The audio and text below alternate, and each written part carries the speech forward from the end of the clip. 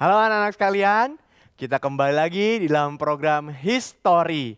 Dan di sesi yang kelima ini, season kelima ini, kita akan sama-sama melihat tentang perang suci atau Holy War yang terjadi di sekitar tahun 1000 Masehi. Anak-anak sekalian, di episode pertama dari season kelima ini, kita akan melihat ada satu perpisahan yang besar, satu perpecahan yang besar yang terjadi antara gereja timur dan gereja yang ada di barat. Nah, anak-anak sekalian, kita kemarin sudah melihat ya tentang iconoclasm. Apa yang terjadi dengan iconoclasm? Di sesi yang lalu atau season yang lalu, kita sudah melihat bagaimana iconoclasm membuat gereja-gereja di timur mulai untuk membuang gambar, patung, dan sebagainya tentang Tuhan Yesus, tentang cerita-cerita di Alkitab, dan seterusnya. Nah, teman-teman sekalian, hari ini kita akan lihat bahwa hal itu juga yang membuat skisma besar di timur dan di barat. Skisma ini terjadi, anak sekalian, antara Patriark Konstantinopel, waktu itu dipimpin oleh pemimpinnya namanya adalah Michael Cerulalius, dan pemimpin gereja di barat yaitu Paus Leo ke-9. Mereka dua bertengkar, mereka dua saling adu, gontok-gontokan dan sebagainya. Sehingga akhirnya yang satu mengucilkan yang lain. Yang satu lagi mengucilkan. Gereja timur mengekskomunikasi gereja barat. Gereja barat juga mengekskomunikasi, mengucilkan gereja daripada timur. Dan perpecahan ini terus terjadi sampai sekitar tahun 1900-an. Baru ada perdamaian antara keduanya. Nah, sebenarnya anak-anak sekalian, konflik ini sudah ada sejak abad ke-5 ketika gereja Konstantinopel tidak mengakui kepemimpinan Paus di Roma. Romawi hancur di tahun 400-an lebih. Romawi hancur, anak-anak sekalian. Gereja berpindah tempat dari kota Roma menuju kota Konstantinopel, ke Antioquia, ke Alexandria, sampai akhirnya pusat pemerintahan gereja tinggal di kota Konstantinopel. Maka ketika pusat pemerintahan gereja pindah ke Konstantinopel, gereja Konstantinopel mengklaim bahwa mereka adalah pewaris yang sah dari gereja yang ada dari zaman dulu. Tetapi anak-anak perlahan-lahan gereja di Roma mulai tumbuh pesat, mereka mulai makin lama makin besar dan sebagainya. Sehingga gereja Roma pun mulai mengklaim, itu kan kekuasaan kami dulu. Kami yang di Roma ini, kami mau kembali rebut kuasa itu. Gereja Konstantinopel mengatakan tidak, kami pewaris yang sah. Gereja Roma kemudian mengatakan tidak, engkau merebutnya dari kami, sekarang kembalikan. Karena harusnya pemimpin kekristenan itu ada di Roma. Paus itu harusnya ada di Roma. Maka yang namanya gereja yang sah itu yang ada di Roma. Wah, mereka berantem sampai akhirnya hal itu mulai merusak hubungan mereka. Ini mulai dari abad yang kelima. Anak-anak sekalian, abad yang kelima. Lalu di tahun 700-an yang tadi kita ceritakan terjadi iconoclasm. Di timur karena terpengaruh oleh ajaran Islam, mereka tidak mau ada gambar. Sehingga akhirnya apa? Gereja barat mengklaim bahwa mereka ini adalah gereja yang tidak beres. Kenapa? Karena gereja di barat menyetujui ada ikon, menyetujui ada gambar, ada patung-patung dan sebagainya. Tidak apa-apa, ada semua hal itu. Tapi gereja timur mengatakan tidak boleh, itu berdosa. Gereja barat mengatakan tidak apa-apa seperti itu. Maka akhirnya mereka saling mengklaim gereja barat tidak beres, gereja timur tidak beres. Ini perpecahan yang kedua. Perpecahan yang ketiga adalah keretakan hubungan mereka. Terjadi lagi di tahun 1000-an, 1014. Kenapa? Karena ada kesalahpahaman tentang doktrin. Yang timur salah mengerti barat. Barat salah mengerti timur. Sampai akhirnya mereka bertengkar. Doktrin apa sih? Banyak, ada beberapa doktrin yang kita lihat. Kenapa bisa terjadi? Karena gereja di timur itu banyak berakar, banyak punya perspektif. Mereka melihat dari sisi filsafat Yunani. Mereka banyak terpengaruh dengan filsafat Yunani, sedangkan gereja di barat itu banyak terpengaruh dengan hukum Romawi. Maka ada dua pendekatan yang berbeda, membuat mereka punya dua penekanan yang berbeda. Mana yang benar, mana yang salah? Tidak ada benar, tidak ada salah. Ini dua perspektif yang berbeda, dua penekanan yang berbeda, yang akhirnya membuat mereka bertengkar. Yang pertama, salah satu pertengkaran yang paling besar terjadi adalah tentang satu istilah yang disebut filioque. Filioque itu artinya apa? Filioque adalah perdebatan tentang Roh Kudus. Roh Kudus itu diutusnya dari Bapa, Allah Bapa, atau dari Bapa dan Anak. Yang mana gereja barat menambahkan dari Bapa dan Anak. Gereja timur mengatakan tidak, dari Bapa saja. Maka akhirnya mereka bertengkar. Kenapa? Karena gereja barat mengklaim di dalam pengakuan iman Nisea dikatakan dari Bapa dan Anak.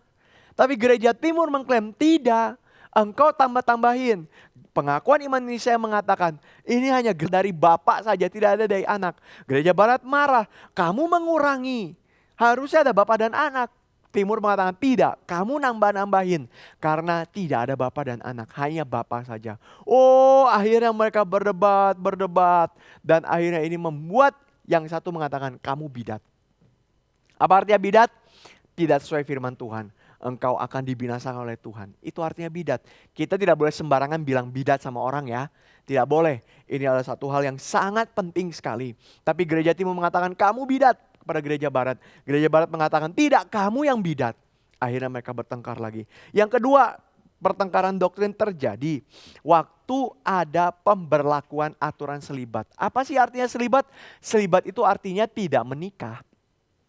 Di dalam gereja barat, semua orang yang mau jadi imam, semua orang yang mau melayani Tuhan tidak boleh menikah. Tetapi dalam gereja timur mengatakan tidak perlu seperti itu. Gereja barat mengatakan tidak boleh menikah supaya dia bisa fokus. Gereja timur mengatakan tidak perlu seperti itu, menikah pun tidak apa-apa. Wah, mereka bertengkar lagi. Yang ketiga adalah perdebatan tentang roti tidak beragi di dalam perjamuan kudus. Di dalam perjamuan kudus, waktu mereka mau pecahkan roti, harus pakai roti tidak beragi. Tidak beragi itu rotinya kecil ya, bantet berarti ya. Karena tidak mengembang. Atau roti yang beragi. Roti yang kita makan biasa anak-anak adalah roti beragi. Roti yang berkembang. Yang ngembang begitu ya.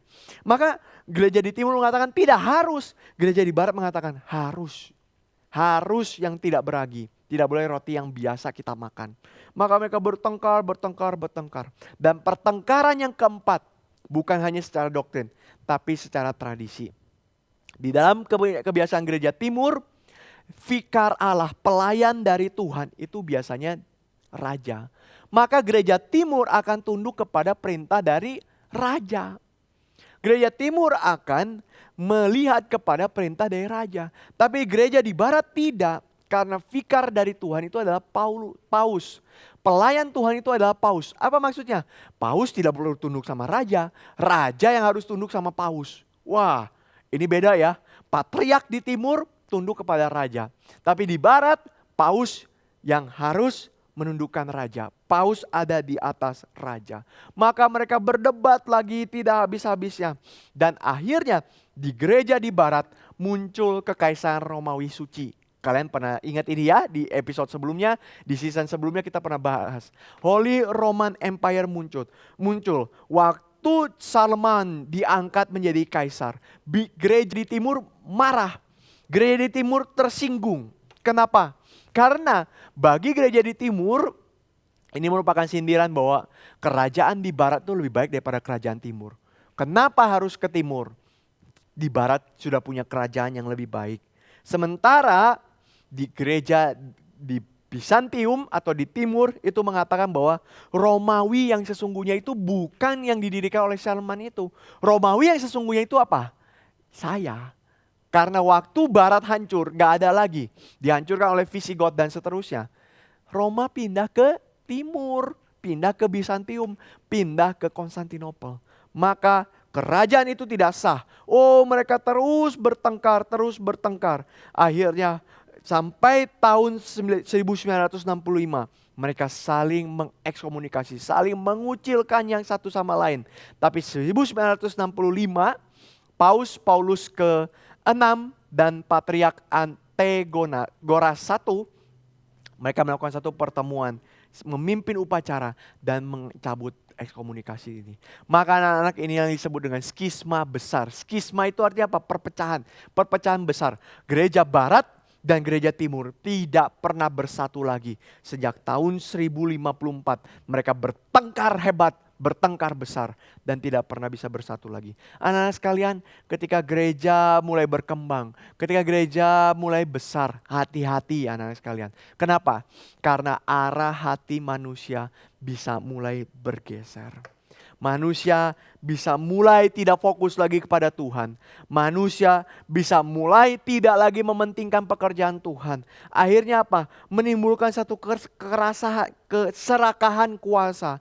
Akhirnya apa? Menimbulkan satu keegoisan, gengsi yang tinggi. Sehingga akhirnya memecah relasi dengan orang lain. Banyak gereja-gereja yang pecah. Kenapa? Bukan karena firman. Bukan karena apa yang Tuhan katakan tentang kebenaran. Tapi karena gengsi. Saya nggak suka sama pendeta itu, saya pecahin gereja. Anak-anak sekalian, itu tidak benar. Itu tidak benar. Karena Alkitab sendiri mengatakan apa? Hiduplah di dalam kasih. Hiduplah di dalam saling memberi. Kristus mengatakan apa? Siapa yang mau jadi pemimpin, dia harus berani melayani. Apa artinya? Artinya adalah kuasa bukan simbol kesombongan. Kuasa bukan simbol kehebatan, tapi kuasa adalah simbol pengorbanan dan kerelaan untuk memberi diri. Seperti Kristus Yesus. Yesus Kristus memimpin kita menjadi kepala dari gereja. Apakah dia menyombongkan diri dengan kuasanya? Tidak.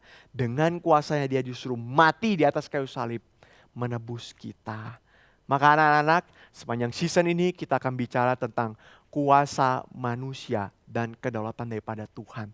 Dan kiranya ini membuat kita mengerti bahwa Tuhan kasih kuasa bukan untuk menindas, tapi untuk kita belajar berkorban dan melayani satu sama lain. Sampai di sini anak-anak, histori hari ini, dan kita akan ketemu di dalam pertemuan selanjutnya. Tuhan memberkati kita.